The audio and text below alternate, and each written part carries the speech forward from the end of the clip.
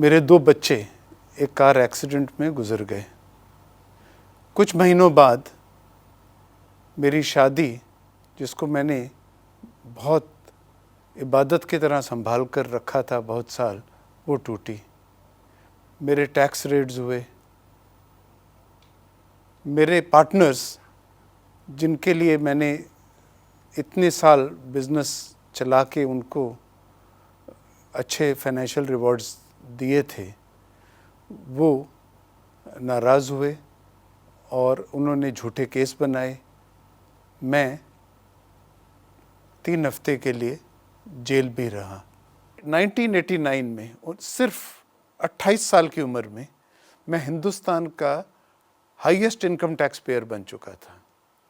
Illustrated weekly ने, उस time की बहुत बड़ी मैगजीन थी, कवर स्टोरी निकाली और उसमें उन्होंने लिखा कि ये देखिए, एक जवान लड़का, अजीब सा बिजनेस, बंबई शहर से भी नहीं है, दिल्ली का, हिंदुस्तान का individual highest income tax payer है।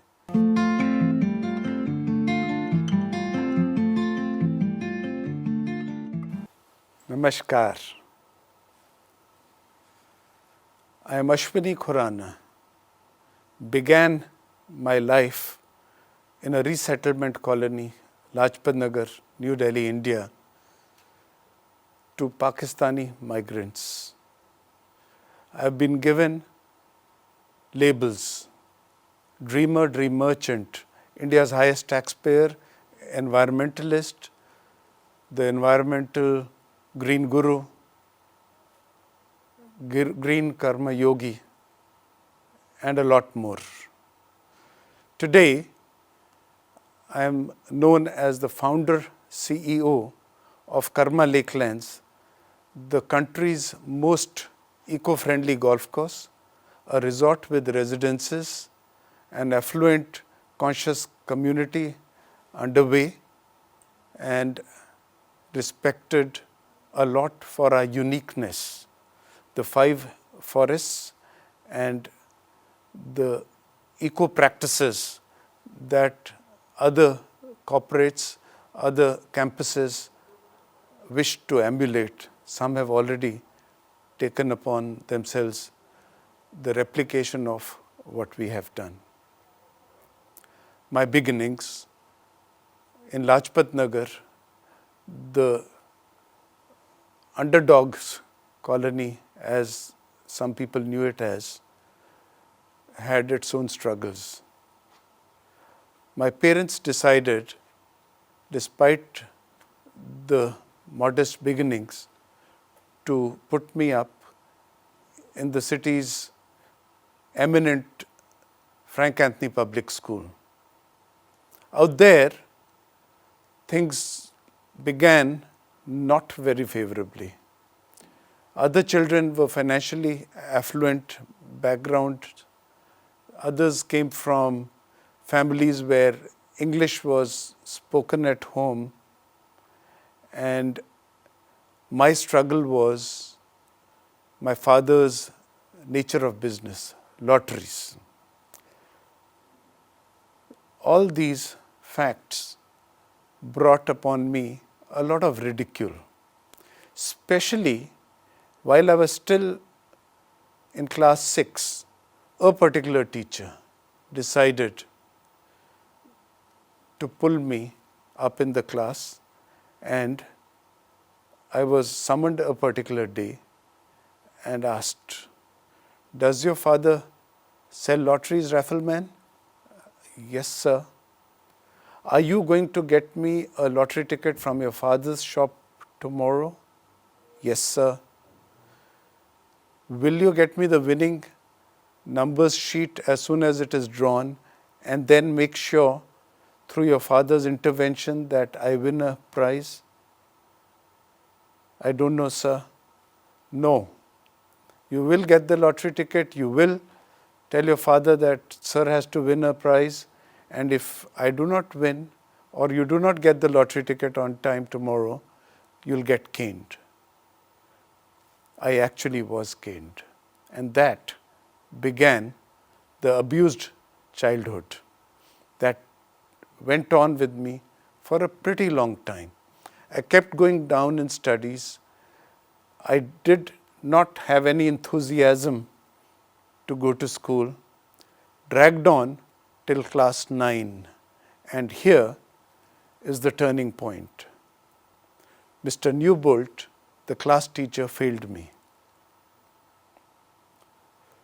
My parents, unlike other failed children, were not willing to even go to the school and ask, why did our child fail? What's going wrong in his mind? He's pretty bright otherwise, but he doesn't want to study. Anyways, I was too embarrassed. It was a taboo. Nobody wanted to be friends with me. I had all kinds of financial struggles to see in the family. परिवार में पैसे की दिक्कत की वजह से एक asbestos sheet के घर की छत के नीचे हम रहते थे. दोपहर की धूप आग की तरह जब छत से नीचे आती थी तो माँ एक ऊंचे लकड़ी के पलंग के नीचे पोछा लगा के हमें दोपहर में स्कूल से आने के बाद सुलाती थी. कष्ट था, बहुत कष्ट था, लेकिन एक उम्मीद भी थी कि बड़े होके जिस लॉटरी के कारोबार के बारे में मैं आज इतनी कठिनाई फेस करता हूँ, स्कूल के एक टीचर ने बदनामी शुरू करी और बच्चे भी मजाक उड़ाते हैं, मेरे को बड़े होके लॉटरी का काम करना है और अपने परिवार को कठिनाइयों से बाहर निकालना है. जब 14 साल का था, पिताजी दुकान पे ले जाने लगे. एक गोदाम में बिठा दिया जाता था छुट्टियों के दिनों में भी. यहाँ पे जो हमने सरकार से टिकटें खरीदी थी बेचने के लिए, वो सारी टिकटें नहीं बिकी थी. जो अनसोल्ड टिकटों में इनाम सरकार को हमें टिकटें निकाल के देनी हैं और क्लेम करने हैं, वो आप बैठ के इन हज़ारों टिकटों में से निकालिए. सिखाने के बाद उन्होंने मेरे को अकेला छोड़ देना. 3-3, 4-4 घंटे में अकेला काम करता था. उसके बाद थोड़ा रेस्ट करके रिटेल लॉटरी काउंटर में 1-1 रुपए की लॉटरी टिकट बेचिए. 1.25 रुपए का एक पॉलीथीन बैग में रबर बैंड्स का पैकेट होता था, उसको सिंगल सिंगल नहीं बेचना, क्योंकि अगर आप कहेंगे 1.25 रुपए का एक है तो लोग कहेंगे 1 रुपए का दे दीजिए. आपको कहना है 15 रुपए दर्जन. और कस्टमर कहेगा जी आप रिटेल में भी 1 या 2 पैकेट दे देंगे, तो आप अपना नैरेटिव चेंज कर देंगे, कस्टमर का माइंडसेट चेंज कर देंगे. 1.25 रुपए को 1 रुपये का सौदेबाजी करने की जगह नैरेटिव चेंज होके बन जाएगा कि आप 1-2 थैली भी दे देंगे तो आप 1.25 रुपए की 2 थैली 1 थैली जो भी है आप बेच लेंगे आराम से. ये एक बहुत शुरू का नैरेटिव चेंज करना बिजनेस में मैंने पिताजी से सीखा. फिर जब लॉटरी टिकट्स में से जो इनाम की टिकटें निकाल ली जाती थी सरकार से क्लेम करने के लिए, बाकी टिकटें बच जाती थी. अब पिताजी का ये कहना था कि ये बची हुई टिकटें बेकार हैं, इनको या तो कहीं भी कूड़ेदान में फेंक दिया जाए,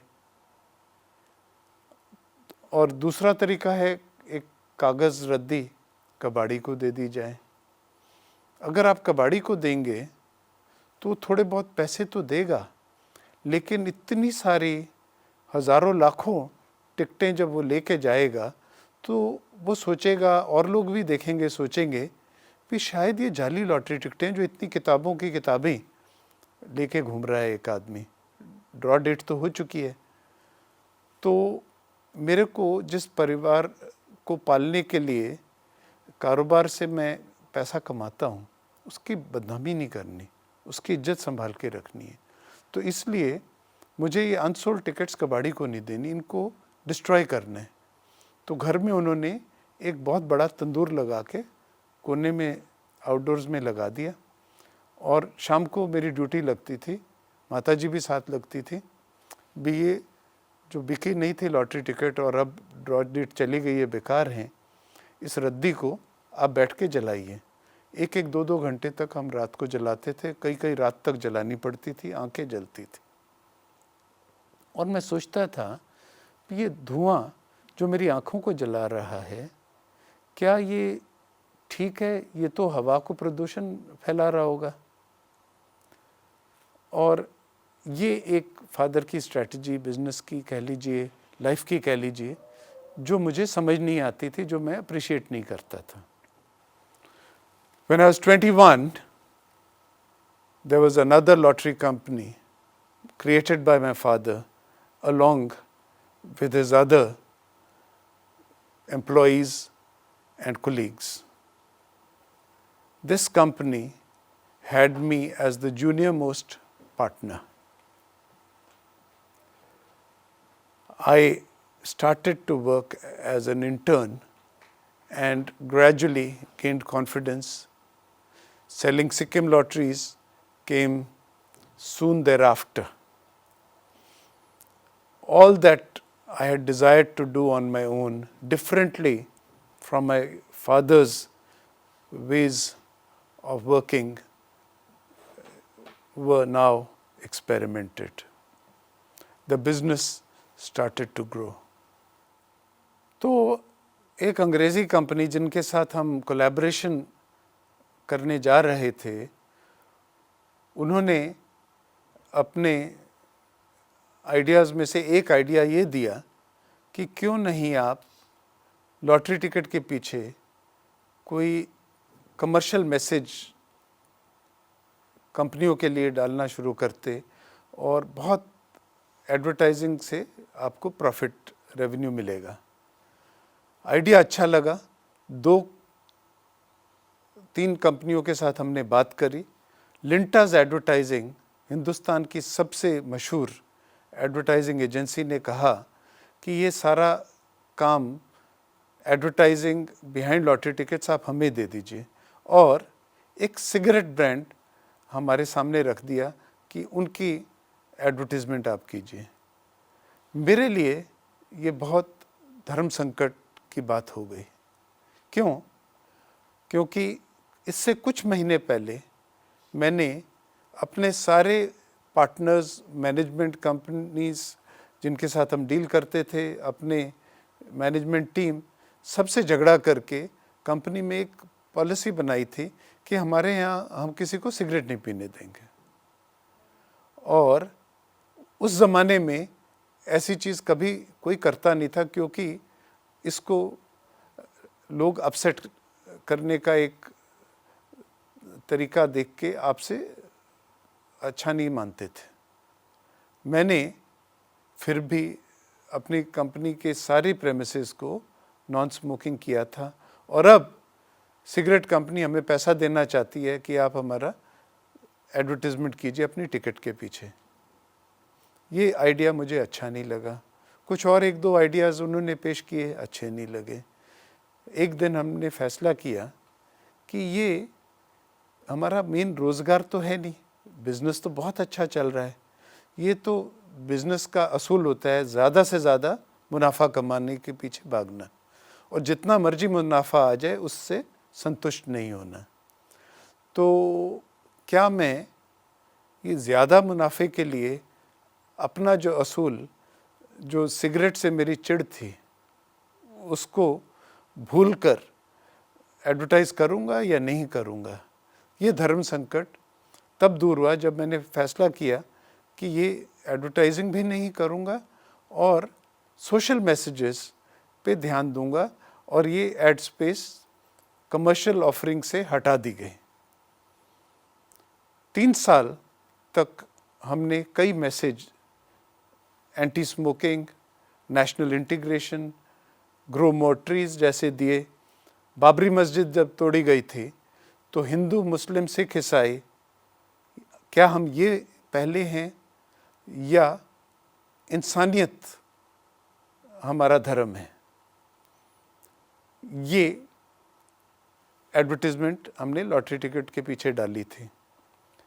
कुछ ही सालों के बाद हमने जब मार्केट सर्वे किया कि क्या वजह है कि हम ठीक ठाक चल रहे हैं और क्या और किया जा सकता है और बेटर होने के लिए, उस स्टडी में ये बात निकल के आई जो हमारे लिए आज तक एक बिजनेस स्ट्रैटेजी नहीं थी। वो ये कि दो प्रकार की लॉटरियां देश में बिकती थी। एक सरकारी लॉटरियां जिसमें सरकार की डिपार्टमेंट लॉटरी को चलाती थी, सब कुछ करती थी, बहुत हाई रेपुटेशन क्रेडिबिलिटी इस प्रकार की लॉटरियों की थी।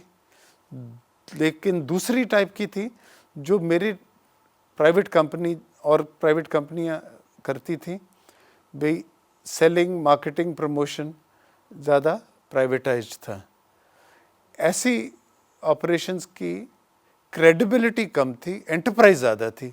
सरकारी लॉटरियों में एंटरप्राइज कम थी।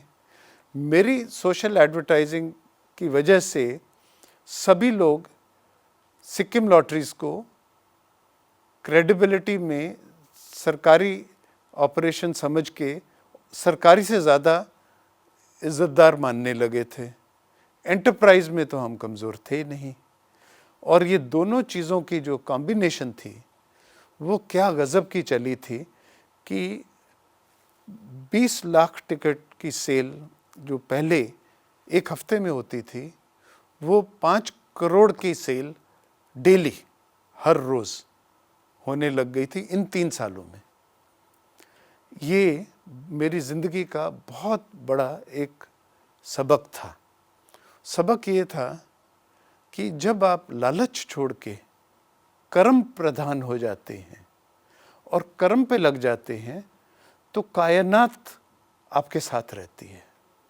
और कायनात ने इतना मुझे संभाला कि 1989 में सिर्फ 28 साल की उम्र में मैं हिंदुस्तान का हाईएस्ट इनकम टैक्स पेयर बन चुका था। इलस्ट्रेटेड वीकली ने, उस टाइम की बहुत बड़ी मैगजीन थी, कवर स्टोरी निकाली और उसमें उन्होंने लिखा कि ये देखिए, एक जवान लड़का, अजीब सा बिजनेस, बंबई शहर से भी नहीं है, दिल्ली का, हिंदुस्तान का individual highest income tax payer है। कौन कौन लोग इस टॉप टैक्स पेयर्स लिस्ट में मिसिंग हैं? धीरूभाई अंबानी, मिथुन चक्रवर्ती, वो 25 की लिस्ट में थे, टॉप एक्टर थे उस टाइम। अमिताभ बच्चन जी, दाऊद इब्राहिम, बहुत बड़े बड़े नाम उन्होंने लिए जिनको इस लड़के ने टैक्स पेइंग में नीचे किया है। मेरे लिए ये मैसेज था कि कर्म प्रधान होना है, अहम प्रधान नहीं होना। बहुत मुश्किल थी। एयरपोर्ट पे जाता था, सिनेमा में जाता था, लोग पहचानने लगे, अखबारों में उन्होंने मेरा फ़ोटो देख रखा था। लेकिन उस दिन के बाद मैं और संभल गया। ये बात और है कि जवानी थी। एक दिन ऐसा भी था कि मैंने 7 अंग्रेज़ी कारें, फ़ॉरेन कारें खरीदी एक दिन में। पैसा था, लेकिन कर्म प्रधान होने के बावजूद मैच्योर होना अभी बाकी था। कुछ साल बाद काम बढ़ता रहा, सोशल एडवर्टाइजिंग चलती रही। मैं नेकचंद जी को, चंडीगढ़ रॉक गार्डन के जो क्रिएटर थे, उनसे मुलाकात हुई। उनकी क्रिएशन देखी, उनके पेड़ पौधे लगाए हुए देखे, बहुत पसंद आए। एक मेरी तमन्ना बन गई कि एक दिन नेकचंद जी के साथ मिलके मैं एक छोटी सी बगिया बनाऊंगा और उनसे लैंडस्केपिंग के आइडियाज़ लूँगा। दिल्ली आकर मैंने एक ईंटों का भट्टा, उसकी ज़मीन खरीदी। और जब मैं अगली बार चंडीगढ़ गया तो नेकचंद जी से मिला। मैं उनसे बहुत प्रोत्साहित होता था देख के उनका काम। ज़्यादा जानता नहीं था उनको, लेकिन उनको मिलके उनसे दूर दूर से देख के कुछ सीख लेके आता था। नेकचंद जी को मैंने रिक्वेस्ट करी कि कभी आप दिल्ली आएँ तो आप मेरे ऑफिस में या मेरे घर पे आइए, मैं आपसे मदद लेना चाहता हूँ कि कैसे अपनी ज़मीन में पेड़ लगाऊं, लैंडस्केपिंग करूं। कहने के कुछ दिन बाद ही अचानक, सेलिब्रिटी थे वो, कह तो आया था, उम्मीद नहीं थी कि वो आएंगे, मिलेंगे, मदद करेंगे।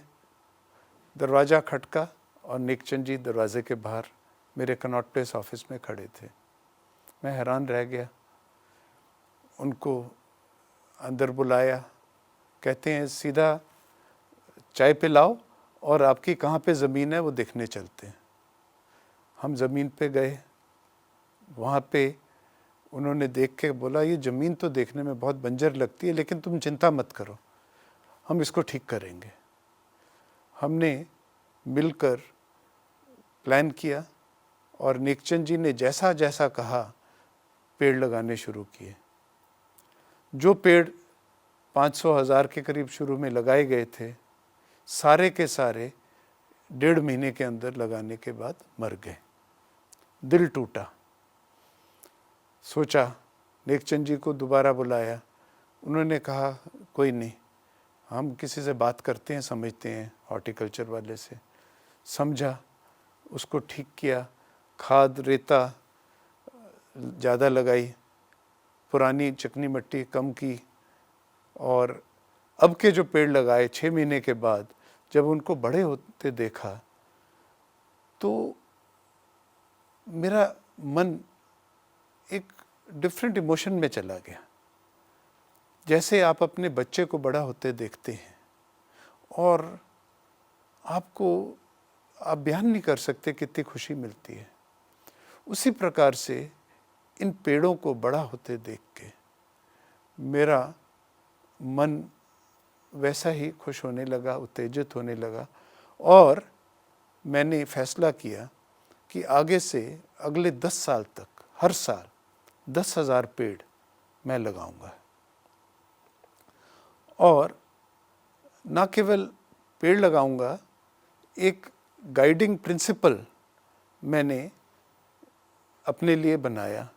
जैसे सुनते थे हम, चैरिटी बिगिंस एट होम, तो मैंने कहना शुरू किया, greening like charity begins at home but should not end there. अपने घर के ड्राइवे को तोड़ूंगा, घर के गार्डन में पेड़ ज़्यादा लगाऊंगा, घर के सामने सरकारी बाग है जो ब्राउन अर्थ है और ब्लू स्काइज़ है, कुछ भी नहीं है उसमें, नाम से बाग है, उसको सुंदर फॉरेस्ट कम गार्डन बनाऊंगा। ये काम मैंने करना शुरू किया।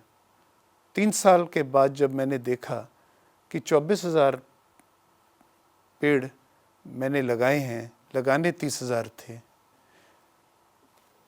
टारगेट पूरा नहीं होगा 10,000 पेड़ हर साल लगाने का, तो मैंने ज़मीनें खरीदनी शुरू कर दी। पता चला कि सरकार एक अर्बनाइज्ड डेवलपमेंट करने जा रही है, कमर्शियल, और हमारी ज़मीन छिन जाएगी। अब मेरे पेड़ों के साथ मेरा वैसा ही प्यार था जैसे एक इंसान का अपने बच्चों के साथ, अपने परिवार के साथ होता है। इस परिवार को, इन पेड़ों को, इस ज़मीन को सरकार की नज़रों से बचाना था। पता चला कि कोई भी लो डेंसिटी डेवलपमेंट अगर आप पास करा के उसको एग्जीक्यूट कर देते हैं तो सरकार इसको एक्वायर नहीं करेगी।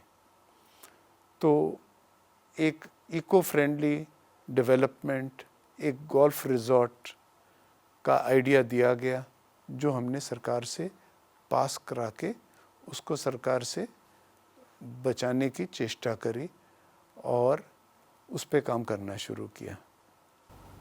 मेरी ज़िंदगी में ऐसा आया कि मेरे 2 बच्चे, एक कार एक्सीडेंट में गुजर गए। कुछ महीनों बाद मेरी शादी, जिसको मैंने बहुत इबादत की तरह संभाल कर रखा था बहुत साल, वो टूटी। मेरे टैक्स रेड्स हुए। मेरे पार्टनर्स, जिनके लिए मैंने इतने साल बिजनेस चला के उनको अच्छे फाइनेंशियल रिवॉर्ड्स दिए थे, वो नाराज़ हुए और उन्होंने झूठे केस बनाए। मैं 3 हफ्ते के लिए जेल भी रहा। The story of my life eventually does come up with very very clear messages. जो मैसेज मेरी ज़िंदगी से निकल के आता है वो ये है कि अपने कर्म पे ज़्यादा ध्यान रखिए, उसका रिज़ल्ट क्या आएगा उस पे नहीं। अब मेरा कर्म था पेड़ लगाना, पेड़ लगाने के लिए ज़मीन चाहिए, रोड साइड पे भी लगाता था, तिहाड़ जेल में लगाए, पुलिस स्टेशन में लगाए, स्कूल्स कॉलेजेस मंदिर मस्जिद में लगाए, लेकिन गिनती पूरी नहीं हो रही जितनी करनी है, तो ज़मीन और ख़रीद लो। तो एक लार्जर देन लाइफ पर्पस जब होगा आपका, तो कोई रीज़न नहीं है कि आप सक्सेसफुल ना हो। सक्सेसफुल फाइनेंशियली होना है या सक्सेसफुल इन लाइफ होना है। जब सक्सेस को आप पैसे में मापतोल करेंगे तो सक्सेस आपसे भागेगा, और जब आप कर्म से, एक्शन से, लार्जर देन लाइफ पर्पस से चलेंगे तो फाइनेंशियल सक्सेस भी आएगा। आज मैं देखता हूँ कि इको फ्रेंडलीनेस की तकरीबन हर डायमेंशन जो पॉसिबल है वो कर्मा एक्लेंस में की गई है। चाहे वेस्ट टू कंपोस्ट हो, 5 रेस्टोरेंट्स की, रेजिडेंट्स के घरों से जो वेस्ट निकलती है उसकी खाद बनाई जाए, ई वेस्ट बैटरी सेल जो हैं वो रिसाइकलर्स को जाएं, वो धरती में लैंडफिल्स में ना जाएं। जब इस टाइप के कर्म हम करते आ रहे हैं तो यूनिवर्स ने अपने आप ही 10-20 हज़ार करोड़ रुपए का एक प्रोजेक्ट, जो शोभा डेवलपर्स, बहुत बड़े डेवलपर्स बहुत हाई क्वालिटी काम करते हैं, उनकी हर प्रोजेक्ट साइट पे जर्मन चीफ इंजीनियर रहता है, उन्होंने हमको अप्रोच करा और आज हमारे साथ काम कर रहे हैं। तो उन्होंने हमारी बैलेंस शीट देख के, हमारी ज़मीन देख के नहीं, हमारे संस्कार, वैल्यूज़, पैशन और क्रिएशन, क्योंकि लाखों पेड़ हर साल क्रिमेशन रिक्वायरमेंट के लिए कटते हैं और ये मुझे बहुत दुखाते थे, तो मैंने कुछ साल पहले फ़ैसला किया और मेरे माताजी के लिए ऑलरेडी हो चुका है कि from soil to soil smokelessly 6 feet under, ये हमारा बेरियल होगा। और क्योंकि धरती माता को हमें एनर्जाइज करना है, हवा को प्रदूषित होने से बचाना है, और इसके लिए हमारा 6 फीट अंडर क्लब कुछ दोस्तों के साथ, फैमिली मेम्बर्स के साथ बना है जिन्होंने ये फ़ैसला किया है। I have enjoyed sharing my story today and grateful thanks to Amity University Haryana and Rahul Jain of reviewadda.com for having me over today. Thank you.